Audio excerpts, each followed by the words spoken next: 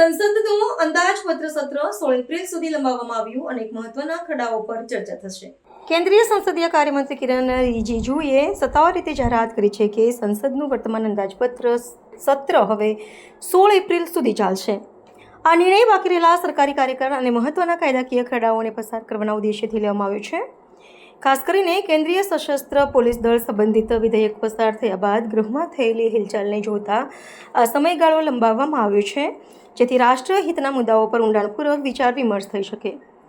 ગૃહની કાર્યવાહી દરમિયાન કિરણ રિજિજુએ કોંગ્રેસ પક્ષ પર આકરા પ્રહારો કરતા જણાવ્યું હતું કે વિરોધ પક્ષ માત્ર રાજનીતિ કરવા ઈચ્છે છે અને રચનાત્મક ચર્ચાથી ભાગી રહ્યો છે.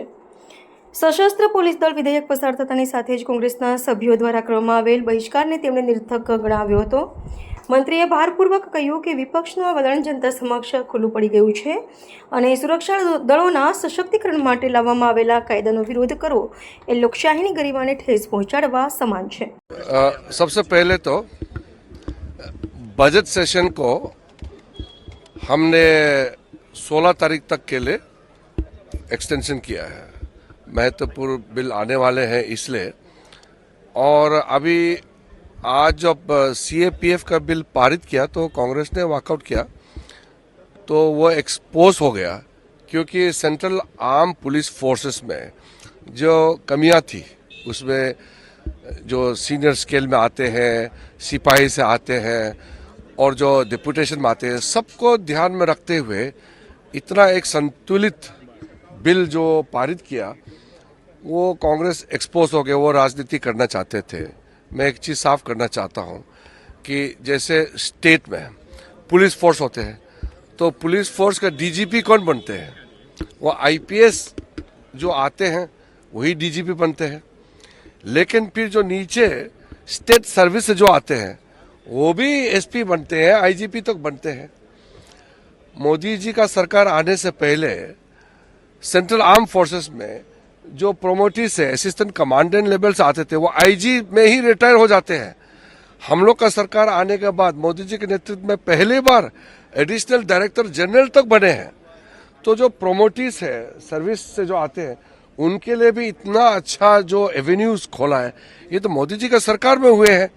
तो कांग्रेस अपने समय में पूछना चाहिए था कि जो असिस्टेंट कमांडेंट सर्विस से जो आते हैं सेंट्रल आर्म फोर्सेस में वो क्यों ADG नहीं बन पाते थे, वो IG में ही क्यों रिटायर हो जाते थे.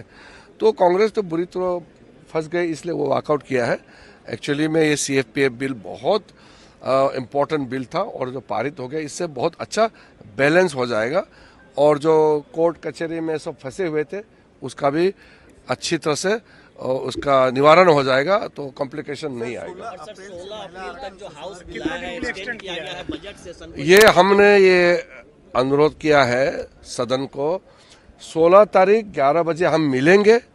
महत्वपूर्ण विधायक लेकर के हम आ रहे हैं और उस समय क्योंकि ये एक्सटेंशन है तो क्वेश्चन आवर और निजी बिल वगैरह वो नहीं होंगे.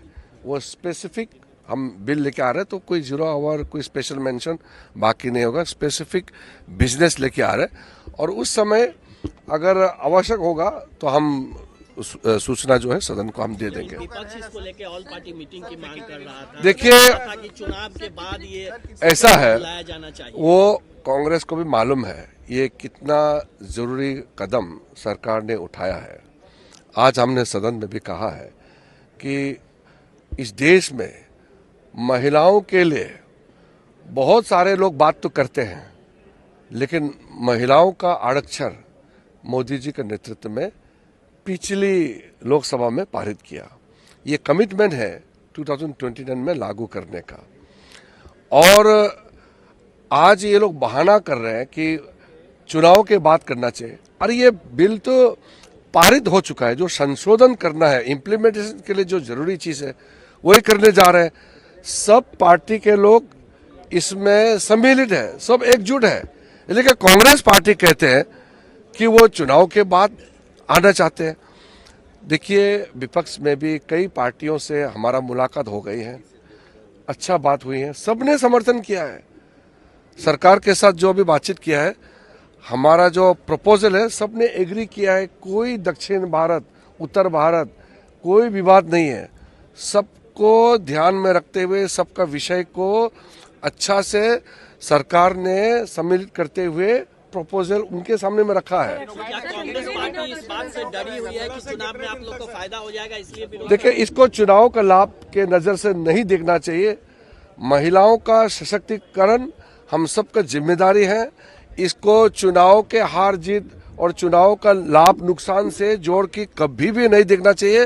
राजनीतिकरण नहीं होना चाहिए। ये मैं फिर से कांग्रेस पार्टी को अनुरोध करना चाहता हूँ। वो तब बताएंगे, कम से कम 2-3 दिन तो लगेगा।